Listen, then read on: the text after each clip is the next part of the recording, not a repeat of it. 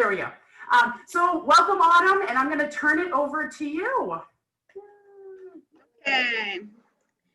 So just give me 1 minute here. Yeah, we got to get the technology straight, right? Because sometimes with the Zoom and the share screen and the, you know, all that kind of stuff can be a little bit tricky to get settled when we start. So. Okay, I got to figure it out. All right, let me screen share.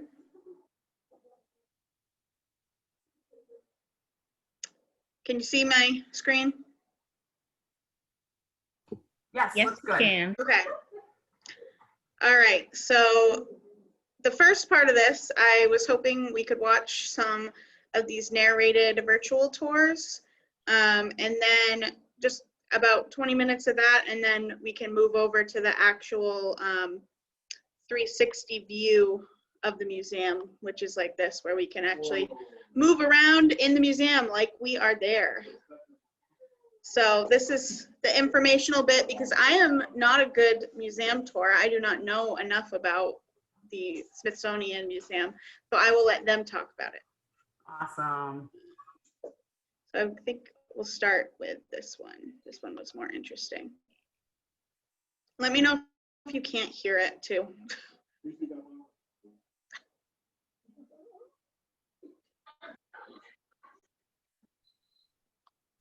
Can you hear that?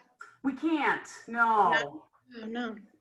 Maybe, Let me you know, I'm thinking that closed captionings are on, which are good. Maybe that's impacting it. I don't know. Hold on, I'm going into the settings. Okay. A lot of times with Zoom, when you share your screen to play videos, you have to choose to share computer audio, and then you also have to check the box for optimization. Okay. Do you know how to do that, Autumn? Do you know where that is on the settings? I'm in my speaker and microphone settings. What was it, Jennifer, that you had to click? So she'd have to stop sharing her screen for a moment. Okay. And then when she goes to click share screen, before she clicks on the screen to share, there's the two boxes to check. Perfect. Yes, I see it. Okay. Thank you, Jennifer. Yes, very helpful. Thank you. All right, let's see if this works. We're here at the museum. I'm so excited to share. I'll play it back.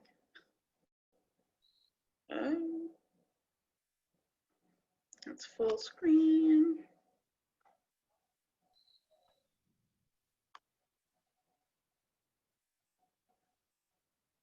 Hello, and welcome to the Sant Ocean Hall at the Smithsonian National Museum of Natural History.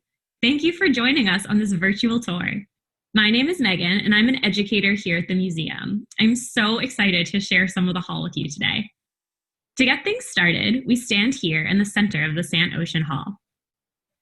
As we pan to the right and left, you can get a view of most of the major exhibit areas. You can explore any of the exhibit areas not covered on this tour by selecting stops on the virtual tours homepage. The Sant Ocean Hall opened in 2008. This hall introduces visitors to the ocean as a dynamic global system that is essential to all life, past, present, and future. While we call this planet Earth, we really live on an ocean planet. The ocean covers about 70% of Earth's surface, spanning many vast basins and forming one global system that shapes our climate and weather. The ocean produces as much oxygen as all of the world's forests combined and provides food and livelihoods for many people around the world. About 2 billion people rely on the ocean as their primary source of protein. And amazingly, more than 95% of the marine world still waits to be explored. The Sant Ocean Hall features over 600 specimens, scientific models, and tactile objects that allow our visitors to explore the ocean in all of its complexity and beauty. The National Museum of Natural History's unparalleled collections and ongoing research anchor this exhibition. Each area weaves together an amazing tale featuring an incredible diversity of marine organisms and unique ecosystems that lie beneath the surface of the sea. Teeming with life, the Sant Ocean Hall inspires our visitors to make connections between the ocean and their lives and to become better stewards of this vital part of our life support system.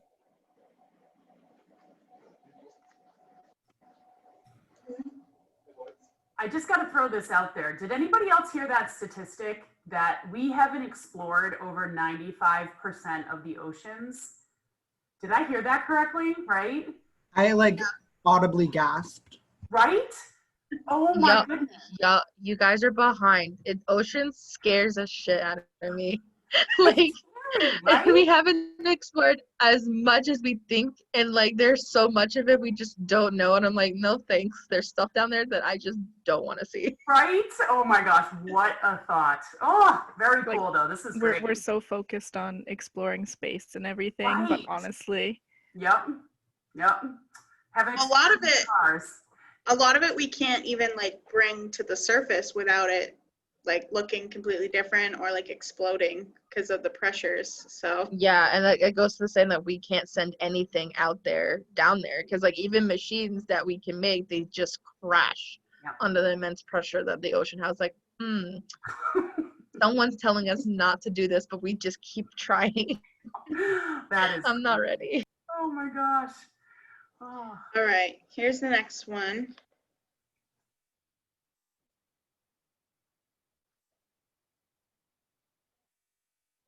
As we enter the Sant Ocean Hall, we dive back in time to 3.5 billion years ago when life emerged on Earth, likely in an ancient ocean. For a long time, life in the ocean existed only in the form of simple, single-celled organisms. But over the course of billions of years, life changed through many periods of rapid evolution and catastrophic extinction events. The fossil record is rich with evidence of the evolution of the diversity of life in the ocean over the course of our planet's history. Many of these fossils, including strange creatures such as trilobites, crinoids, brachiopods, and rudous clams, are on display here in the Journey Through Time gallery.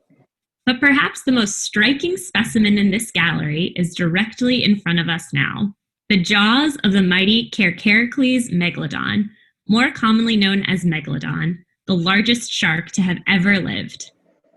This jaw is a composite, meaning parts of it are cast and parts of it are real fossilized teeth. Let's explore the size of these jaws.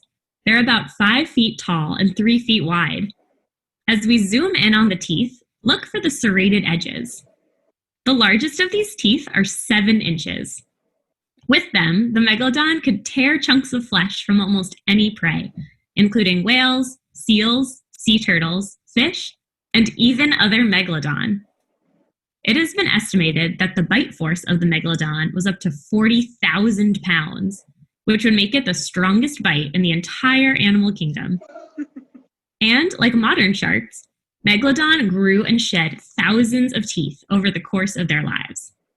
These fossilized teeth have been found all over the world and give scientists important clues to understanding these creatures, since the rest of their skeleton was made of cartilage, which does not easily fossilize. It should come as no surprise that upon discovery in the fossil record, this massive predator was given a Latin name meaning big-toothed glorious shark. Megalodon lived roughly 23 to 3.6 million years ago.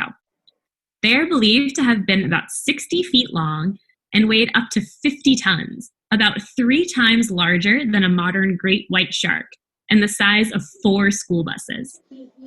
When it ruled the seas, the megalodon lived in every corner of the ocean. While many movies and television shows have entertained audiences with the idea that megalodon might still be lurking in the deep sea, scientists are confident that this prehistoric predator went extinct about 3.6 million years ago. At the end of the Pliocene epoch, ocean temperatures dropped and tectonic activity led to changes in seaways. This led to changes in habitat and prey availability, which probably resulted in the megalodon going extinct while smaller, faster sharks flourished. Today, the closest living relative to the megalodon is the mako shark. You can see a life-size model of a megalodon, hungrily hanging over our visitors as they enjoy their lunch.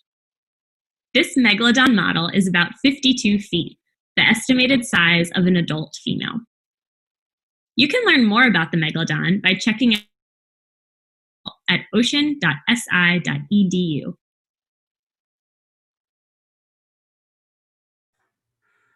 That's a huge shark. Oh my gosh. Oh. I actually own a megalodon tooth in my personal fossil collection. I should have brought it in. I didn't even think of that, but I should have brought it to like show on screen. Yeah, is it that big? Because what did they say? It was like 7 inches. Mine is about, so like since they were around for so long, there's like different sizes of them. Like there's different species of megalodon. So I don't know what mine is exactly, but it's about like that big. It's Big a big enough so that big tooth. you wouldn't want to run into it while you were like taking a swim, you know? No. And there's something bigger than that out there too. So Oh my gosh. yep, there's a whale that actually ate them supposedly, called the Leviathan. Ate the megalodon sharks? So imagine that thing out there lurking around, eating up megalodon. All right. I don't think I'm I think that's what Elsa was out there too. So at least that's what I've heard about the Leviathan. It's pretty scary. No, thank you. Yeah. Wow. I would not be swimming. No, that's scary. But I these canceled are the swim trip. right? These are all The Leviathan was in there. I canceled the swim trip for you. right.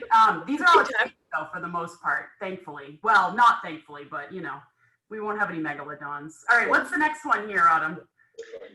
So it is the North Atlantic right whale. Okay.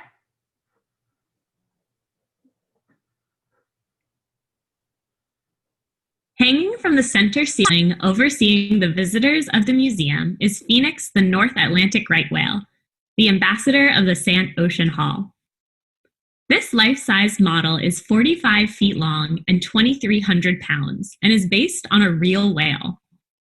It took 4 years to create this precise model. As we pan to Phoenix's face, check out the large bumpy protrusions on her head and jaw. These are called callosities. They are rough, keratinized patches of skin unique to each North Atlantic right whale. They're kind of like freckles on a human face.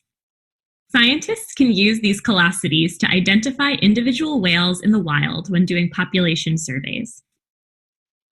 You might also notice, as we zoom in on Phoenix's mouth, that other than teeth, North Atlantic right whales have long sheets of baleen that hang from the top of their jaw. The baleen is made of keratin, the same material that makes up your hair and fingernails. When the whale opens its mouth and takes in a huge gulp of water, the baleen plates act like a sieve. Water passes through it, and small organisms like copepods get stuck in the hairs. The whale then uses its tongue to lick off all of the tasty critters and swallow them for lunch.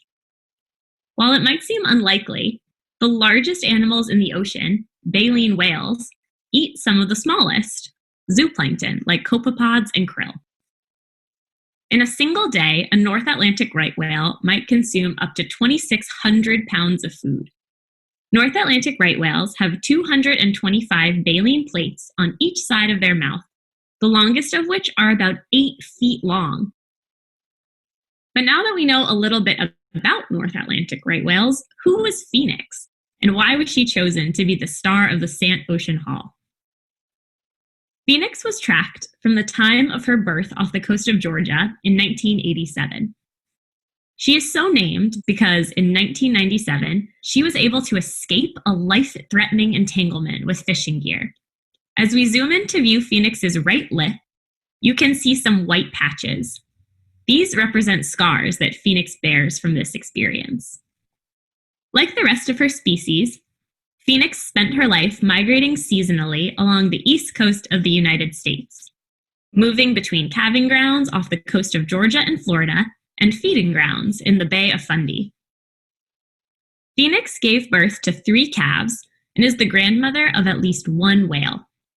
Unfortunately, Phoenix was last spotted by North Atlantic right whale researchers in 2013 and was declared presumed dead in 2019. Today, Phoenix continues to serve as the ambassador to the Sant Ocean Hall, representing the stories of hundreds of North North Atlantic right whales, and other marine creatures threatened by human impacts on the ocean. Sadly, Phoenix's story is extremely common. North Atlantic right whales were hunted to near extinction during commercial whaling in the mid-20th century, when hunting of right whales was made illegal in 1935. Right whales were considered the right whale to hunt because they're slow swimmers found in coastal waters, rest at the surface, and float when killed. Today, North Atlantic right whale populations continue to decline, largely due to deaths caused by entanglements with fishing gear and boat strikes. In 2018, it was estimated that only 409 North Atlantic right whales remain in the wild. While dedicated teams of scientists, resource managers, government agencies, and fishers are working together to address the complex issues threatening North Atlantic right whales, urgent, drastic action must be taken if we want to save this species from extinction. Right whales, visit the Ocean Portal at ocean.si.edu.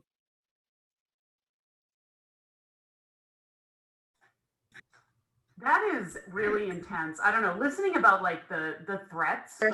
It's just The conservation issues, you know, it's definitely, that's scary, right? Because like, I don't know, has anyone here been on a whale watch? I know some of you went on a whale watch last summer. Yeah. We didn't see any whales, if you don't remember. But, you know, I remember back when I was younger, there were right whales all the time. You know, when you went on a whale watch, you'd see them. And there's so many fewer now. So it's kind of a scary thought, but wow. I go whale watching with my grandparents like every single summer. Wow. With the Bar Harbor Whale Watching Company, and sometimes we just don't see any whales at all. And she talks about how when my grandmother was younger, they used to see them just on the beach. Yep.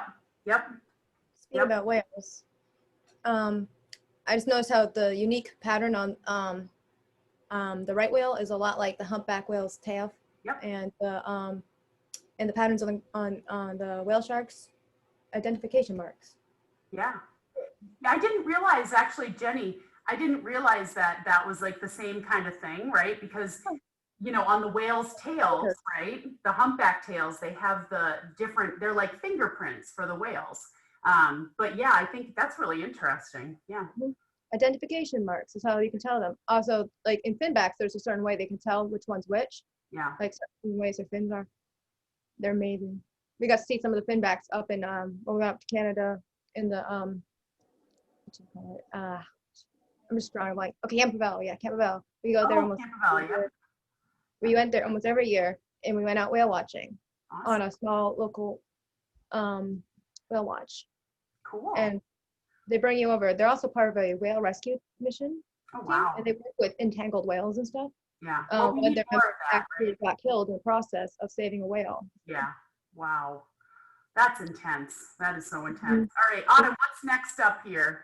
So next we've got, this is the last one that's like ocean based. It's on the Indo-Pacific coral reef. All right.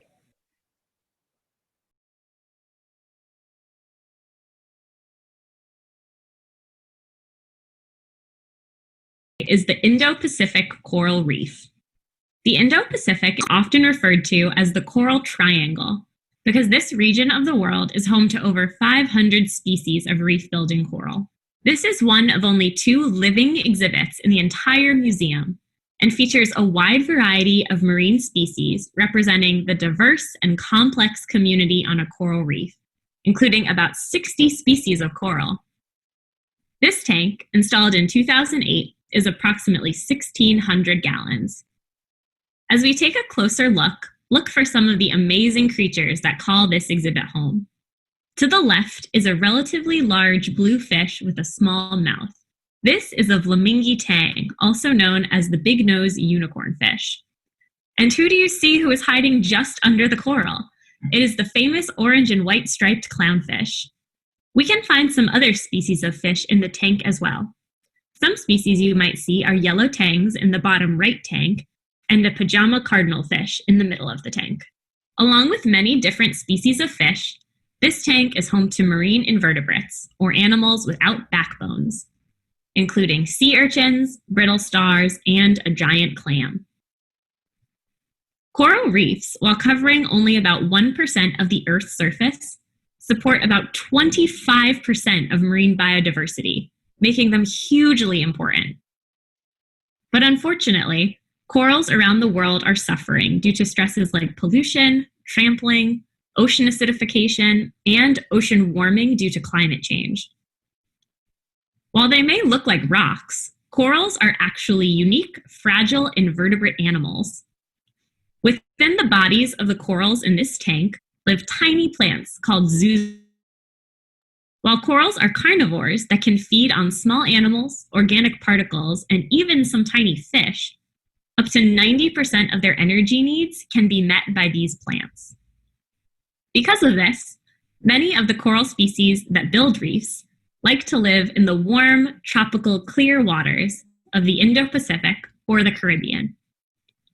But this relationship between corals and plants is very fragile. When ocean temperatures spike, corals under stress expel these tiny plants from their tissues. And because corals get their brilliant colors from their zooxanthellae, when the plants are forced out, the corals appear white, which is why this phenomenon is known as coral bleaching. As climate change impacts our ocean heat waves are becoming more common and more severe. This is leading to extended periods of coral bleaching. And if conditions do not die. On the Great Barrier Reef in Australia, about 50% of corals have died during extended bleaching events in 2016 and 2017. Sometimes visitors notice that the tips of the corals in this tank appear slightly white and ask if our corals are bleached. Luckily, this is actually because conditions in our tank are kept so pristine that corals are growing too fast for the plants to keep up, which means they're very healthy. But in the wild, coral bleaching has significant effects on the animals and plants that rely on the reef and the health of the ocean as a whole. Scientists around the world, including those at the Smithsonian, are working hard to understand how these events occur and what we can do to help make corals resilient to these changes. Researchers at the Caribou Cay Field Station in Belize, the Smithsonian Marine Station in Fort Pierce, Florida, and here at the museum in Washington, D.C., are working on projects to better understand and protect our world's corals. To learn more about their research, you can check out the Coral Reef feature on the Smithsonian Ocean Portal. That's super intense. Has anyone here ever seen a coral reef in person or been able to like see any of that? No. Nope. Only on documentaries. Yeah, I've seen some like at museums Yeah. and a little. Yeah, I don't think I was ever like close enough to the equator to see one in real life. Yeah. Yeah. We used to own a tank with some corals in it. Yeah. Wait, never mind. I lied. I did. You did? I had to think about it real quick. Don't you go to Florida? Do they have coral reefs in Florida? I think. If they do, I mean, I didn't see the ones in Florida, so I don't know. I've seen dolphins. That's as far as I went. No, but I forgot I went to Hawaii and there's coral stuff there. Oh yeah, they've got some coral reefs out Yeah. So I forgot. My bad. I lied, guys. Well, I'll say, I mean, it's like one of those things where you see stuff like that video, right? And they talk about all the coral bleaching because of like the rising water, like the temperatures. And it just makes me feel like I got to get out there and see them, you know, before anything. Yeah. happens. Like I'd kill to like do some really good snorkeling just to see. Right? Like I don't want to scuba dive because I feel like that's too dangerous for me right now. Yeah, that's scary. Like I want to do some snorkeling just to like see, that's like my thing. I want to do the Great Barrier Reef because I feel like that'd be really pretty. I don't know if it's still pretty because I know like they've been having a lot of talks about how crappy it looks right now. Yeah. And I'm really sad about it because it's so awesome. Cool. Yeah. We'll get there someday, right? We'll do our best. All right, Autumn. What have we got up next here? I have a question. Oh yeah, go ahead, Caitlin. Sorry, go ahead. I know you're recording this, but is this like the recording going to be available like at a later time? Yep. Yep. So I said at the beginning, so what I'm going to do with these recordings, I'm going to put them on YouTube and I'll be sending out YouTube links for everyone. So All right. we'll have them on record. Okay. All right. Thank you. Yep, sure. So there's 3 different ones on human origins. And I think this middle one is very interesting. I didn't know if you guys wanted to watch all of them or it's up to you. Rick's saying all of them. Rick's very excited over here. Y'all see Yeah, this? so I'm gonna start with the intro. Let's do it.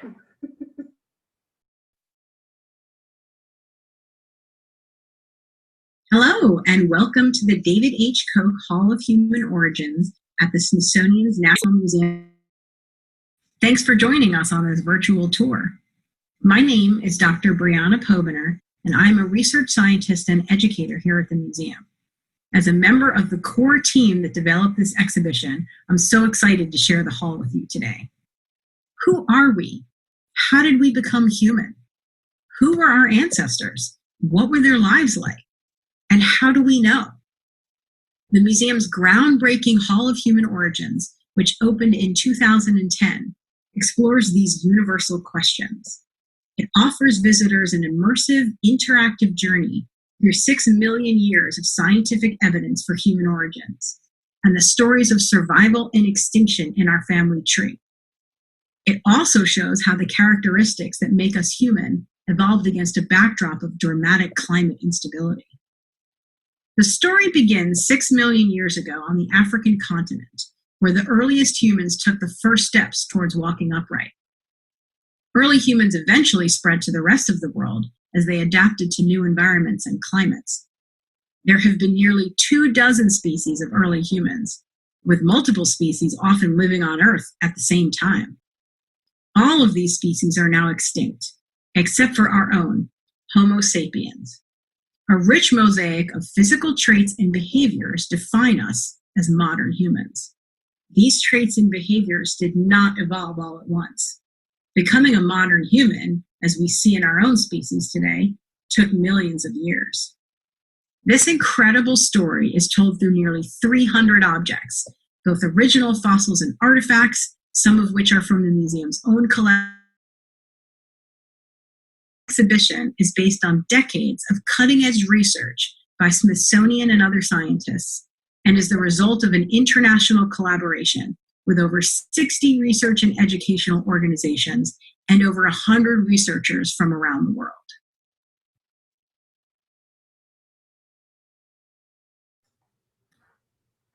It's pretty intense. We've had a long history as humans, huh? I'm a creationist, so I look at it a different way. Okay. Yeah. Like I look at it from like the point of a creation being viewed, like we've all been made by God and stuff like that. So I don't look at it their way. I look at it a different way. Yeah, there's different thoughts about it. So. Yes, there's so many like potholes and stuff that you can just like, which one is real? And then I go with mine. Yeah, that's okay. Yeah, we all have our own beliefs, right? We got to come up with our own ideas about what we think is right. So, okay, is this the next one, Autumn?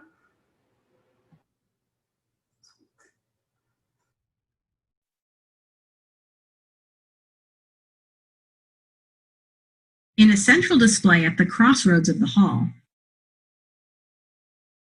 illustrates human evolution. Highlights of this display include the replica of the skull of Sahelanthropus chadensis, one of the oldest known fossil early humans, dated to somewhere between 6 and 7 million years old. A Paranthropus boisei skull replica, nicknamed Nutcracker Man for its big teeth and the strong chewing muscles that attach to a large crest on the skull. The iconic specimen nicknamed Java Man, a Homo erectus fossil from the island of Java, Indonesia, which was the first early human fossil recognized outside of Europe when it was found in 1881. It also includes a replica of one of the skulls from Cro-Magnon, one of several modern human skeletons found in France in 1868, one of the first finds to establish the ancient roots of humanity. Some of the replicas of these skulls tell the stories of the lives of these early humans. One of them is a Homo erectus skull from the site of Dmanisi in the Republic of Georgia. At almost 1.8 million years old, this population represents the currently oldest known early humans to venture out of Africa.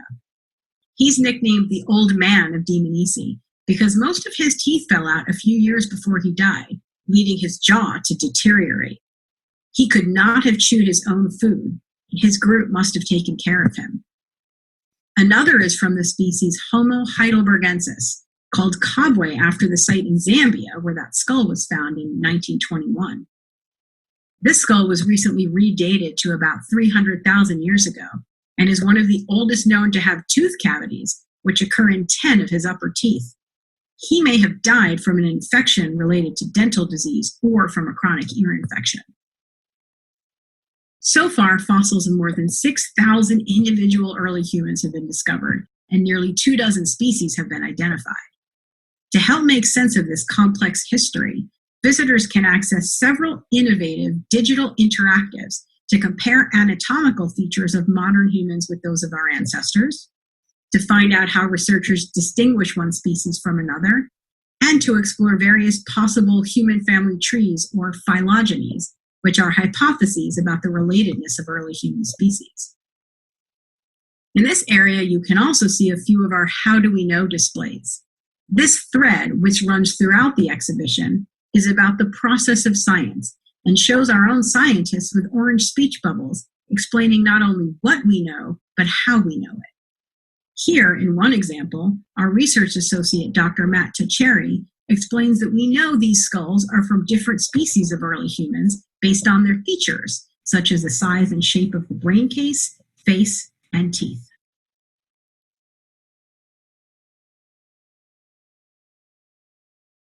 To learn more about this exhibition and see photos of many of the objects on display and much more, visit humanorigins.si.edu.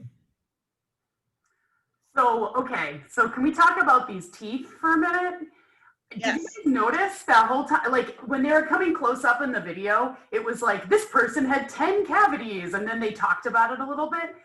Such an interesting thing that we can tell from history, right? Like people find skulls and it's amazing that, they can figure out, oh, this 7 million year old skull, this guy had, 12 cavities and, that's incredible to me. Okay, so this is, oh, sorry, go. Oh, I'm sorry. I think it's kind of amazing that some of those skulls were found in like late 19th century and they're not completely destroyed. Yep. Definitely. Definitely, yeah. They wouldn't survive here because Maine soil is so acidic, it would eat the bones. Oh, That's why we have such bad soil for growing. That's funny because you think about how are these things preserved, right? How are these skeletons and stuff that's biological matter? Like, how is it really preserved? And they have to have the right conditions, right? Like it's got to be cold or they got to be stuck in a bog or something like that. But it's just amazing that people have been able to find, you know what I mean? People have gone out in the world and found all of these amazing things. It's really awesome. They've actually found bogs that have mummies in them. Yeah, I've heard that before because the way that bogs, right, the bog when you're plowing and you just come across this human arm sticking out, and you're like, what the heck did I just run over? Ew. Nice. You're like, oh, that's a mummy. What the heck is this? Yeah. That doesn't happen to anybody we know. I didn't hit the pedestrian. It was dead already. Yikes. All right, what's this one, Autumn? We got. This is the last one on human origins, and then we will go and look at the museum and like walk around, and you guys can pick like what areas you want to go to. Awesome.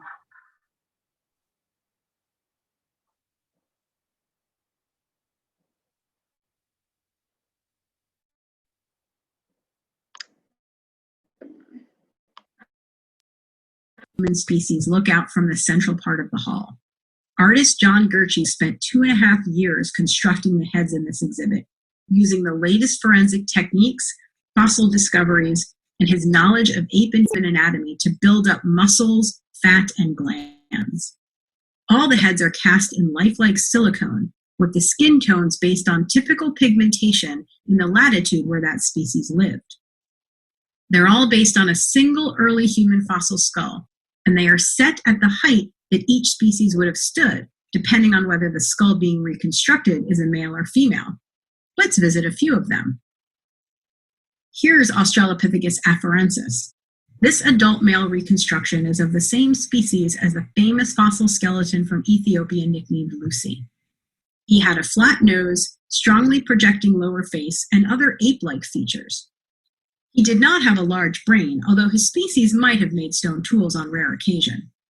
He could walk upright and also climb trees, a combination that helped this early human species survive for almost 900,000 years, from about 3.85 to 2.95 million years ago in eastern Africa. It also likely helped his species find food and other resources when environments were changing. This is Australopithecus africanus. A skull of this species was the first early human fossil ever found in Africa in 1924.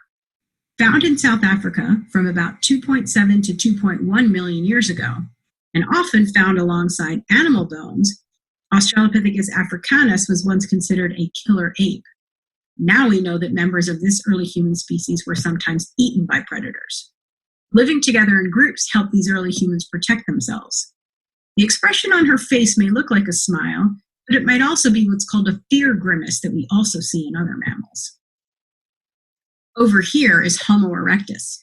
Like others of her species, this female had a larger brain case and more prominent nose than earlier species. Homo erectus depended on its large brain to make tools, adjust to new habitats, and care for the old and weak.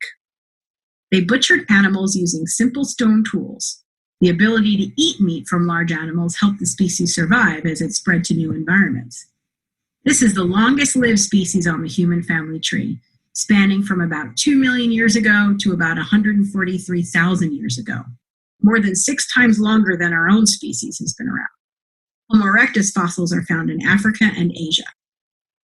Finally, let's visit Homo neanderthalensis. This species lived in Europe and Asia between about 430 and 40,000 years ago, and is the fossil human species that went extinct most recently. Like other Neanderthals, this male had a large nose that warmed and humidified cold, dry air and helped him survive in cold climates. They communicated with symbols by altering objects, including making jewelry and body adornments. Neanderthals were similar in size to modern humans, but somewhat shorter and stockier. DNA from both fossil modern humans and fossil Neanderthals indicate that when earlier modern humans migrated into Europe and Asia and overlapped with them in time and space, the two species interbred. Oh, and the man bun in his hair tied back with a cloth, that's a little bit of artistic license, but given Neanderthals' other cultural abilities, it's a reasonable idea. Just before we leave this area, let's swing back to our morphing station. After you've had the opportunity to look into the eyes of your ancestors, now you can take a picture of your face and morph into one. You can even email the picture to yourself when you're done. Based on visitor studies conducted soon after the exhibit opened, this is the most popular spot in the exhibit and often has a line of visitors waiting to enjoy about this exhibition and see photos of many of the objects on display and much more. Visit humanorigins.si.edu.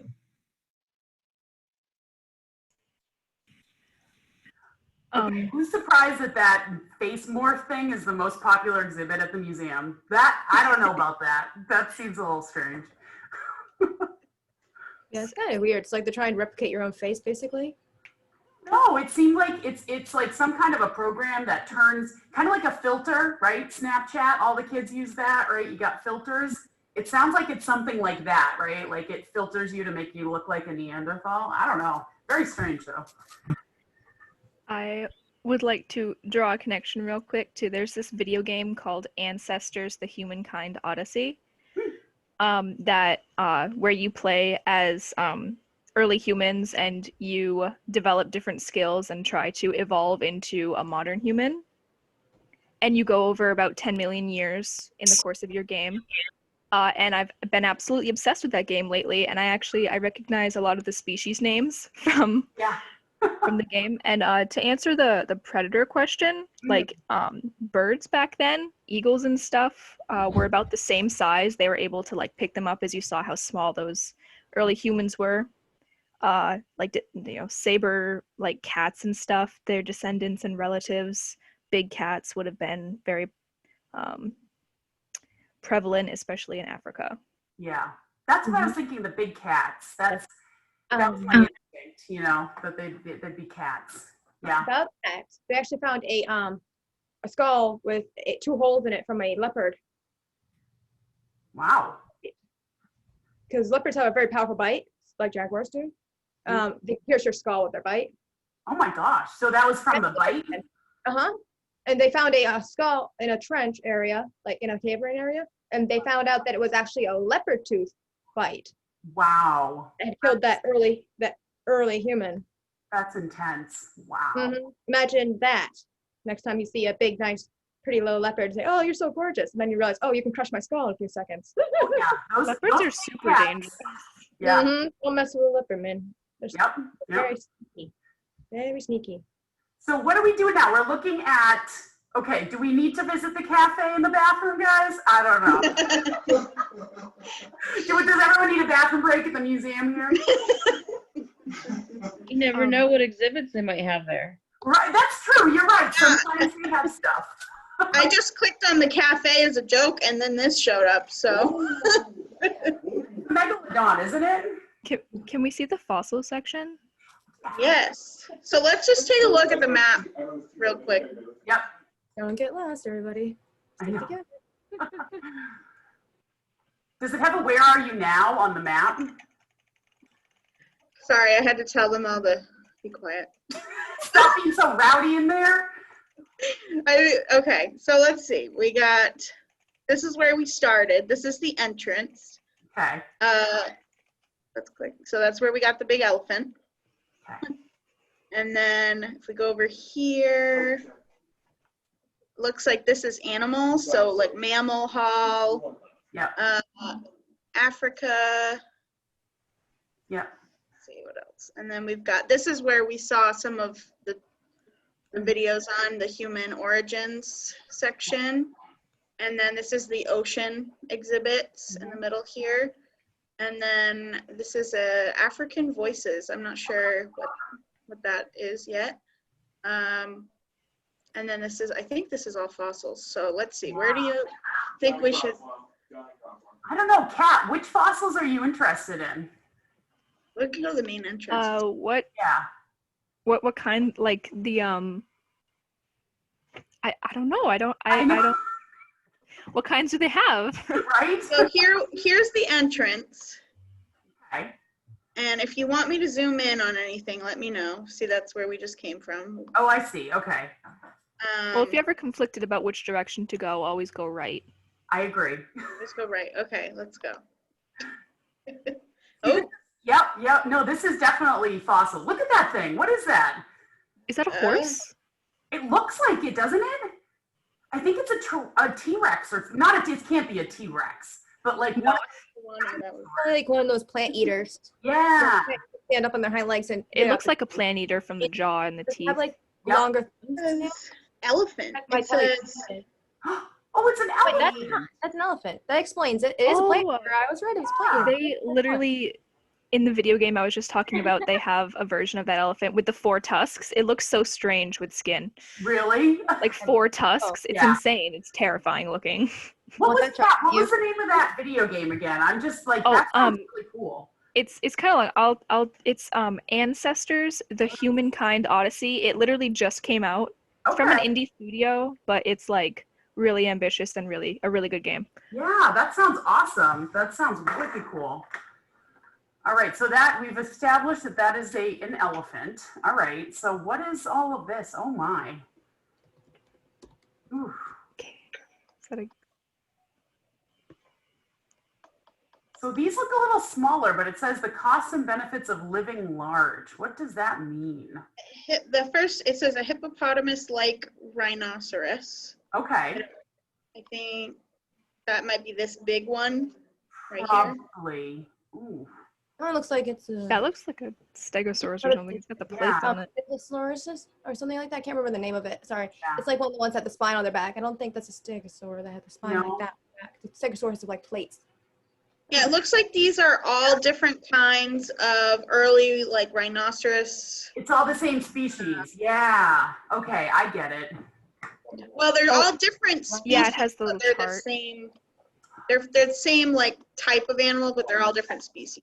Okay, I was gonna say, why is there a dinosaur with the rhinoceros? Right, right. That's not a rhino. Sure, that one with the tail on its back is not the rhino. Gosh, I these can't remember the name of it. Sorry. What These is are, that like, thing with the dinosaurs. big tusks on the yeah, what are side the there? tusks? Like Yeah. this? Yeah. Yeah. Thing is looks See like a if I walrus can- face almost. Sorry, not helpful there. Tuskosaurs. And these might be whales, maybe? Let's see. Oh yeah, they might be. Those look Oh, like yeah. whale skulls. Hmm. Or some early skulls. Oh, there is a walrus. Oh, Oh, tusk. seals or walruses? No way. Walrus face. Oh my gosh, that thing is scary looking. Yes, don't want to look under the skeleton, under the skin of any of the cute little animals you've seen. They're Right? not so cute, are they? There's a skeleton under all of us, right? Yeah. In all of us. Yeah, it's not as adorable as what we thought it was. Oh my gosh. To reject. Wouldn't this be awesome if we could like actually be in the museum? We'll get there. I know. They'll give you size comparison. Like compare yourself to the sizes of some of the animals here. That's the thing. It's hard to get a sense of like the size and depth when we're doing it this way because you know when you're like walking through there, it probably feels a lot bigger, you know? But because we're like on a camera, it's like, oh, that looks cool. But I bet those skeletons and stuff, they look big. They look bigger than I think we think. Yeah. Well, it looks like they have a beta virtual reality thing. Do they? Looking at the bottom at the controls. Yeah, Oh, they, yeah, it's they have a do, VR Yeah, thing. like VR. Yep. The size of the dinosaurs are definitely big. Like the Yeah. T-Rex is huge. I remember I walked down a museum one time and there was a T-Rex skull at 10. Not the actual like skull. Or Yeah. anything, Oh you know my what I mean? gosh. It was standing there and I was like, I feel tiny. Look at that. I mean, look at Yeah, that. think about Is that a I didn't sit there stegosaurus? tiny. Woo! No, thank you. Look at how big those bones are. Could you Yeah. imagine like Heavy. Tons, right? Right. These things were tons. They I can imagine like digging all these individual bones up and like having to put it together. Like, oh my gosh. could you imagine like being a Forever. predator and being like faced with that? Like you're starving. Ooh. Nope. No, thank you. Like, no, thank you. Like Wow. with Triceratops versus T-Rex, you see why the T-Rex would not want to lunge right directly towards where facing the head of that one. Yeah, right? Want to try to get from behind. Oh, see, that thing looks kind of fun. I don't know. What is it? It's Some kind a of- to me, not so fun fun. until it eats you. That Wow, looks like a dinosaur that would probably eat you. this looks friendlier for some reason. I don't know. Friendlier, huh? Plesiosaurs were like dominant during their time. Yes, They were plesiosaur, the no only thanks. ocean Look at that. predator.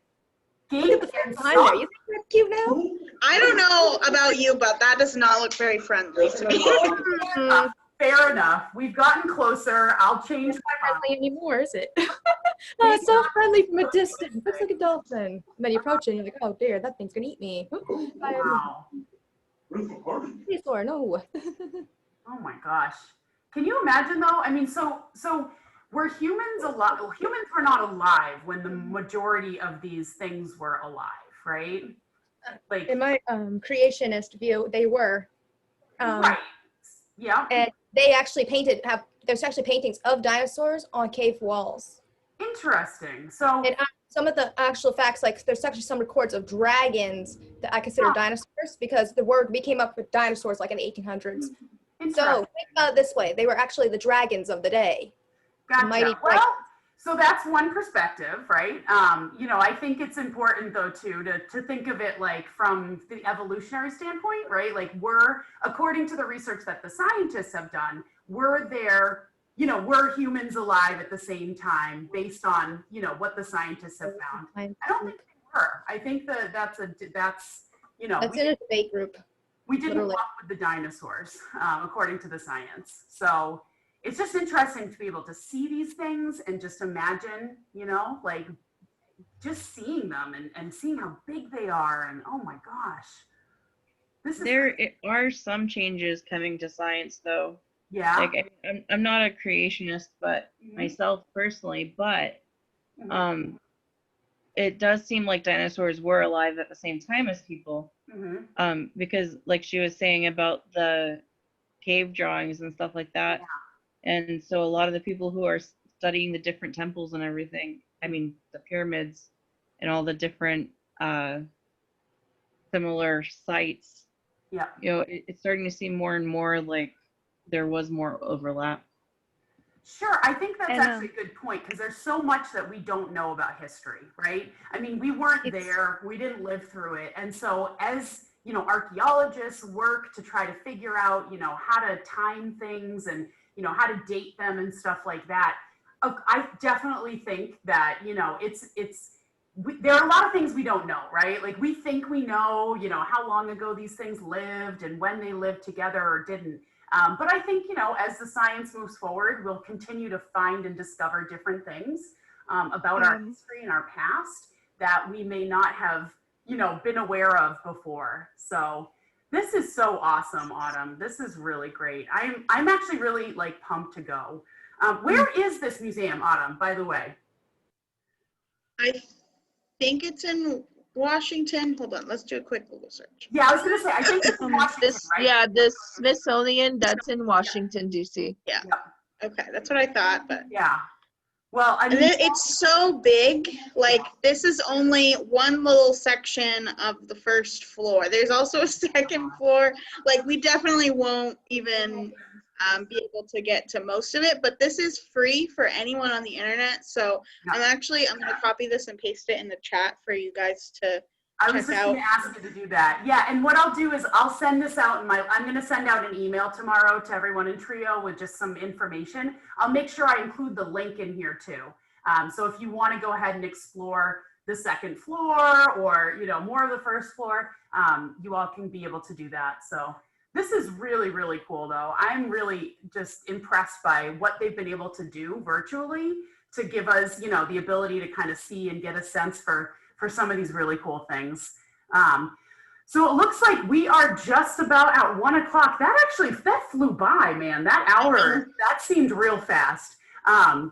So hopefully you guys had a good time today. I thought this was awesome. I had a lot of fun, just kind of getting to see some things I wouldn't normally get to see. So yeah, and if anyone has suggestions for any future virtual tours, if there's things that you've noticed they're doing virtual, things, let us know. Shoot us an email because we'll definitely set that up. I think this was a great way to have some community while we all got to explore something a little different. Even though we can't physically be there, it's nice to be able to do it with a group of people and chat about it as you go. So just a reminder, I've recorded the session, so I'll be sending out the link on YouTube tomorrow with the email. And I just want to thank Autumn for setting this up. This was really great. Everyone, I think we had a great time. So thank you, Autumn, and we'll see everybody later. All right. Thanks for coming today. Take care. Bye. Thank you. Bye.